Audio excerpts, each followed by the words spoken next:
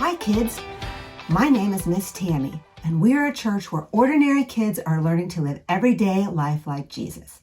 Let's start with the song. We'll all get up and sing and dance, and I'll be back in a few minutes.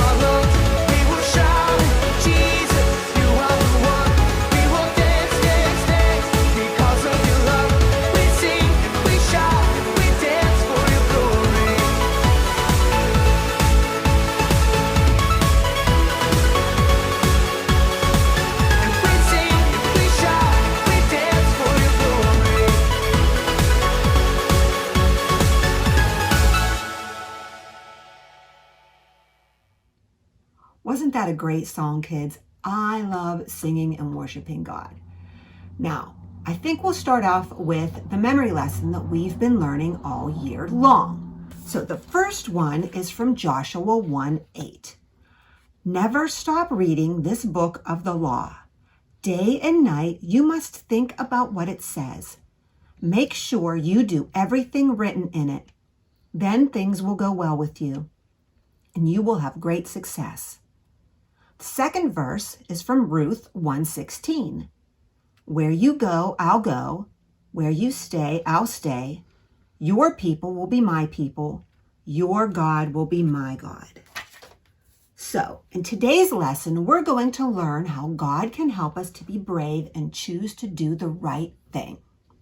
Now, I know you guys have been going through the books of the Bible, and there are 66 books in the Bible. Now, you may have a Bible that looks like this, or maybe you have one that looks like this. And there are two parts of the Bible, the Old Testament and the New Testament.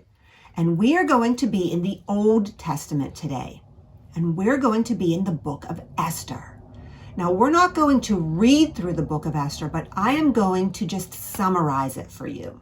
So, Esther was a queen who chose to act courageously, and she helped her people, the Jews, survive.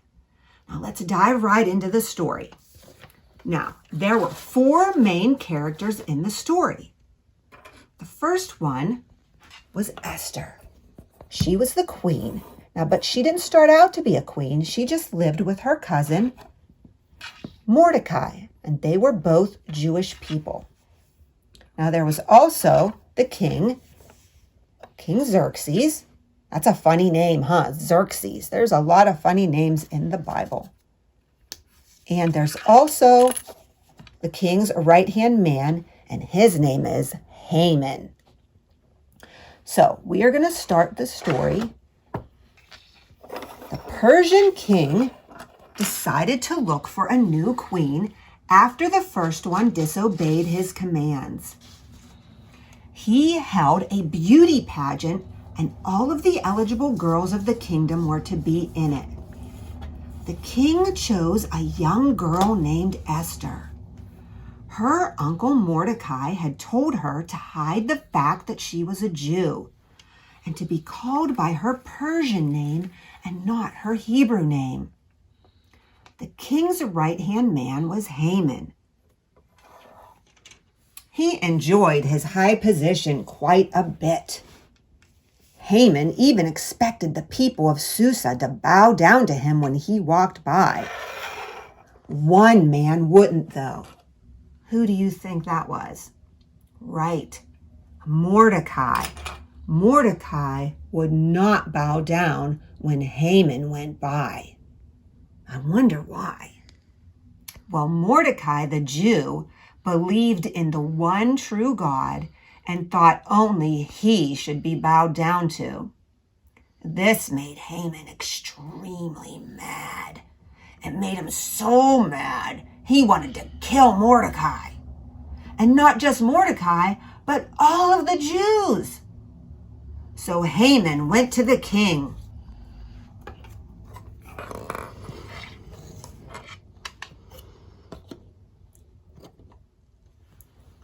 Whoops. Whoop. Stand up, king. Haman went to the king and told him how the Jews did not follow the king's laws. He convinced the king that these people should be destroyed. So the king allowed Haman to write this new law.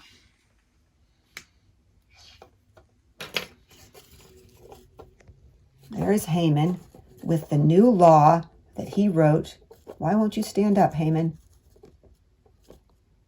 There he is. The king allowed Haman to write this new law. There's the law that he wrote to destroy all the Jewish people.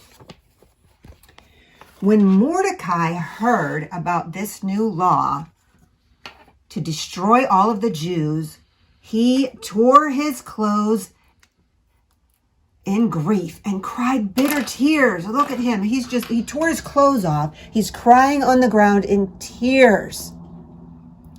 Now, back then, Mordecai could not go into the queen's palace, but what he did is he sent a message to Esther to let her know about Haman's terrible law. Esther sent a message back to Mordecai. It said, "Anyone knows that if a person chooses to go into the king's presence without being summoned, they will be put to death unless the king is pleased and holds out his scepter. And the king has not asked to see me in 30 days. So back then, the king and the queen lived in 2 separate houses. And the king, if anybody wanted to see him, the king would have to request their presence, unless he held his scepter out to them, and then they could approach him. And that's what Esther is telling Mordecai. So the king hadn't asked to see her in 30 days. That's a long time. That's a month. So she was worried and maybe a little bit afraid about approaching the king. She was nervous. And if she approached him, she could lose her life if he did not hold out his golden scepter to her. So Mordecai sent a message back to Esther. You are Jewish, just like the rest of the people who were going to be destroyed. If God will allow you to be killed. If you stay silent, God will allow you to be killed. He will choose someone else to help his people. Who knows? Maybe you were placed where you are for such a time as this. Now the king did not know that Esther was Jewish, so she would also die with the rest of the Jewish people. And that's what Mordecai is telling her. If she doesn't say something, she will die with the rest of the Jewish people. She will not be saved just because she is the queen. So Esther told Mordecai to have the people fast for 3 days. Now remember, fasting is when you don't eat and you pray and get closer to God. So that's what the people did. They fasted for 3 days and they prayed for Esther. On the 3rd day, Esther, dressed in her royal robes, and she went to see the king. Now she was probably nervous because she didn't know what the king would do. And so she approached the king, and guess what happened?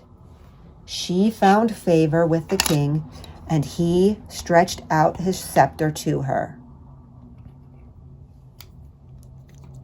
And he asked her what she wanted. So he was pleased to see her, and he gave her what she wanted, whatever she wanted, up to half of the kingdom. So she told him about Haman's evil plot to kill the Jews, of who she was one of them. She was a Jew, and she helped save the Jews' lives.